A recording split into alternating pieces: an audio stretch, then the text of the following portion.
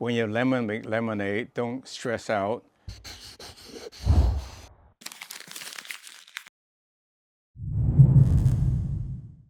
Hi, I'm Miltonchang of Bonsaiheirloom.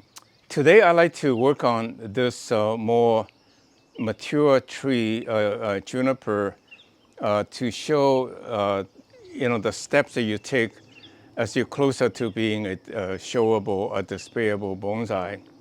And this tree, I often have fun with my visitors. I will say, look at all my trees.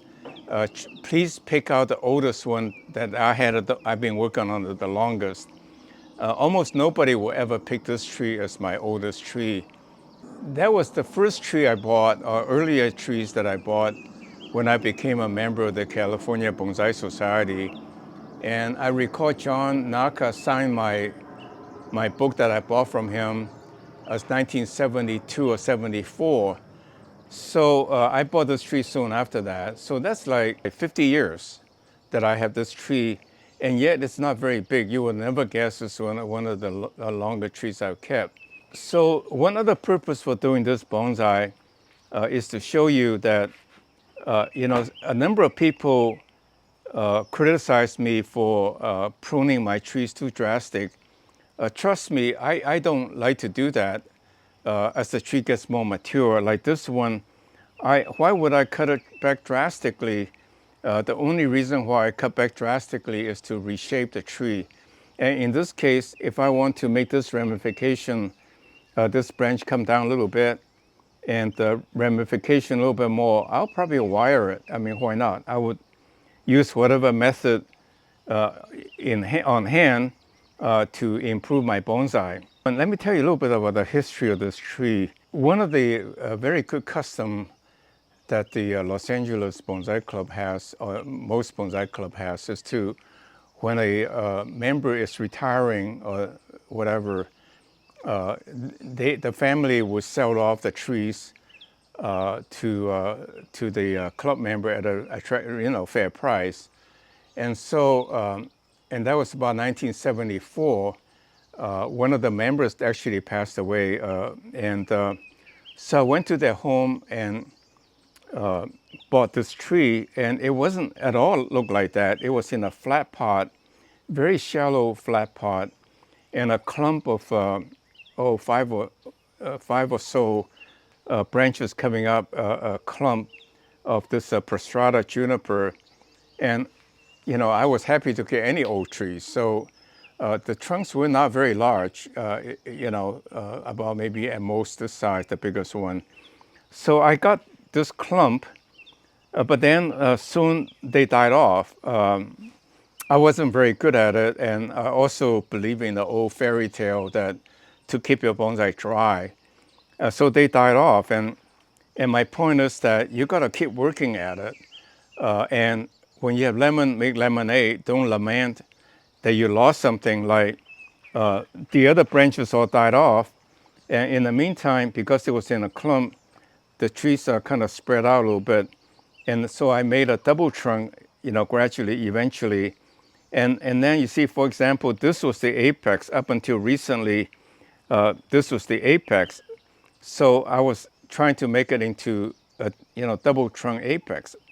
But that one died off. Now what do? Oh, I use it for gin, and at the same time, I will use this as a lower branch of this trunk. So it's a single trunk with a lower branch that's spreading and go beyond the upper shadow. And now I can see this trunk should really be pulled out a little bit more, and I will use a guide wire to pull it out gradually. If I crack a little bit, it's okay. It will heal so long as the bottom is attached. So you can see when you have make lemonade, I can change this when it decided to die off. And I'll change it into one upright with a very extrapolated lower branch, which makes it a little bit drastic, which makes it attractive. So keep working on a tree, keep improving on it. And the point is that at any one point, you should have established a vision, your goal of where you want the tree to become. And yet, don't stop there. When time goes on, you can see some other opportunity, and then you captive on that. That means you establish a new vision. And I think one of the purpose of me doing this bonsai is to share life philosophy. And that is really the philosophy we should live. You know, if we have very lofty goals that we can never get to, then we get discouraged. But if we set a realistic goal at any one time, a vision of where I can be a couple years from now, and then you go for it. And when you get there, don't stop to say, now I'm in a different person, different position. What new vision can I establish for me to establish to go to the next goal? Sort of make continuous improvement, then you're never dissatisfied and you're always striving. And the same thing with the bonsai. I think bonsai can teach us a lot about life and philosophy to help us improve. So without further ado, I will do a little bit of clipping, a little bit of wiring to make this tree closer to reality. You can see it's pretty full now. So you can see this tree is coming like this and coming like this. So this is the apex, right? And I mean, I can cut this off and make this the apex, but I think this is better closer to the bottom. And so this is too high, you know, almost same height as the apex. So I need to wire it or more easily. I tend to use guy wire. What I would start is here to pull this branch down. Now you can see I now fill up this hole, right? So let me go around and work the positioning of the bigger branches to make the tree look more natural and full. And I think this is not a bad position, although I would over time pull it down a little bit more without breaking it if I do it gradually. And if I come up here, I can see this is going down, so I cut it and pull off the bottom branch. So it looks more like a pad. You see, I didn't do much cutting, but now do more for pinching. So my vision is to have a pad that goes up like this and coming down and eventually comes like this. So I just pinch that to that imaginary outline and then let it grow into that, fulfill that outline. And I should really work on the top. You can see if I separate these two, now I have another 2 layers which make the tree look established. So I will do that. So don't accuse me of not wiring. I do, only when at the appropriate time and for the right reasoning. So now you have this, the apex. It will grow out more for me to see how to split that up one more layer. And now you have this 3 branches going down to kind of show the age, you know, how it gets more layering. And this branch, I think it's okay. I think it's about right. And then I just keep going down to clean up each of the paths. So someday I'll wire it to push it down to give it more of a flat pad. And like this can be wired to push down to give it more of a pad, or just simply by massaging it to get it to place. What I'm doing is just cutting back some of the overgrown, in a sense of growing in the wrong direction stuff. And then form imaginary pad at the right places so that when it thickens, it will look like the pad that are desirable, and then I pinch it some more. So the amount of cutting will be less and less and more becoming more of a pinching. So like this branch, what do I do with it? It really should be coming out this way, but it's going this way. So, you know, I think maybe I should do it this way using this come out and then go a little bit extra longer distance before it comes out, there's a little bit more green for me to use.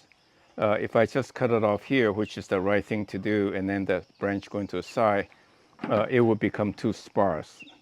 Kind of sets me back in time. This tree is close enough to display time that I need to be a little bit more careful not to cut off too much, because it will set it back in time again to be displayable.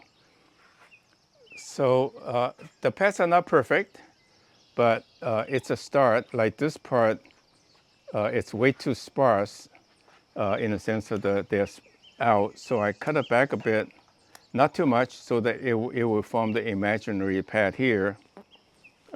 So again, I'll cut off less and less as time goes on, but more pinching to increase the ramification quickly. Like, for example, this branch is coming this way. I think it should be coming this way, and then a little pad here. So with that in mind, then I'll make this the pad in a sense of closer branch, and then this one, the longer branch going out that way.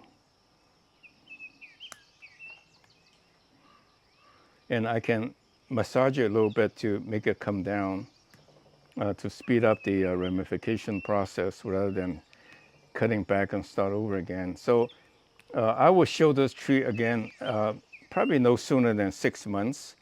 It will look really quite full and will be quite presentable. You see, so someday it will be going like this and this. It'll be okay. This one is going too far. I'd rather go this way. So I cut back this so that it will come this way, and then a little bit of growth on that in that direction. Not very good, but what can I do? That's what I got. And this one, I can see this is a branch and this is a branch that could be quite separate. So I will probably start here. Let this grow out, and then this one grow out this way, and then this one come out and going this way. Okay, this is pretty much it. See, the tree looks good all around because I've been working on it to make sure all sides look good, not just focusing on the front. So this is actually the front, but you can see the back is just as attractive. So let me summarize the principle of what I did today. The principle is to, first of all, not make the apex too tall. The second one is don't plant your bonsai in a bonsai pot too early. And so you want to grow them in the ground or in a, unless you want to show him bonsai, grow them in the ground or grow them in an oversized bonsai pot to let it thicken. And then don't worry about branching dying off. We can make use of dead branches. When you make lemonade, don't stress out. Just play with it. Over time, develop a vision and continue to make the vision change. But any one time, there's a specific goal so that you can work towards it. When you got there, you make continuous adjustment to change. Well, with that in mind, I think that's all I have to say about this tree. Again, it's around 50 years old. One of my oldest, in fact, maybe the oldest the tree that I work on. So assuming the earlier master bonsai club member owned it for 15 years, that's a 65-year-old tree. That it's not very large, and so thank you, and I hope you enjoy the bonsai. Please click like, go to our website and sign up for our mailing list, and subscribe to our channel. Tell a friend, and I see you next week.